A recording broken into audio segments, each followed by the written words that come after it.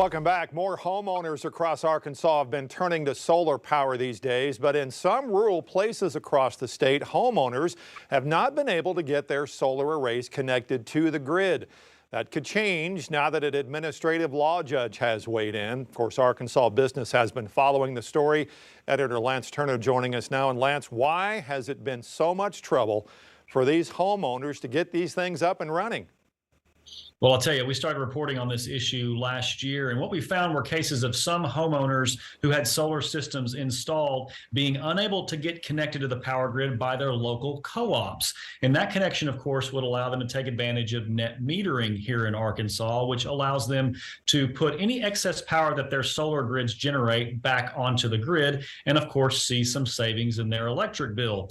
But homeowners said that their electric co-ops, in many cases, had made it harder to connect their arrays to the grid. The co-ops demanded things like $1 million insurance liability policies, connection fees, and even some state inspections of solar arrays. All that, of course, resulted in delay after delay and left some homeowners with expensive solar equipment on their rooftops with nothing to show for it. Yeah, nothing, no money coming in for this. So why were co-ops so slow to do all this then? Because of all those regulations that they put out themselves?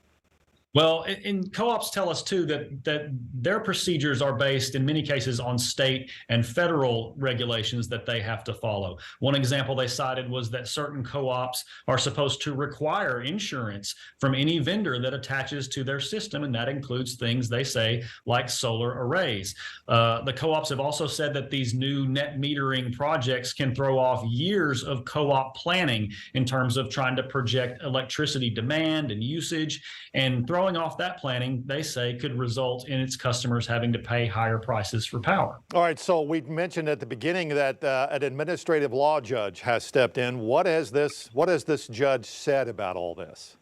Right. So the Arkansas Advanced Energy Association, which represents Arkansas's solar industry, filed a complaint a year ago over these co-ops' behavior. And Connie Griffin, the administrative law judge, has recently ordered the 10 co-ops to halt those extra requirements for connecting solar arrays to their grid. That could get homeowners now back in business in terms of getting their systems up and running. Still, though, the co-ops have until July 23rd to file an appeal with that judge, or they could eventually turn to the Arkansas Court of Appeals. We don't know what they're doing yet. The electric co-ops of Arkansas, we should say, did not respond to a request for comment on the judge's order. So the solar panel owners, don't hold your breath any longer, apparently.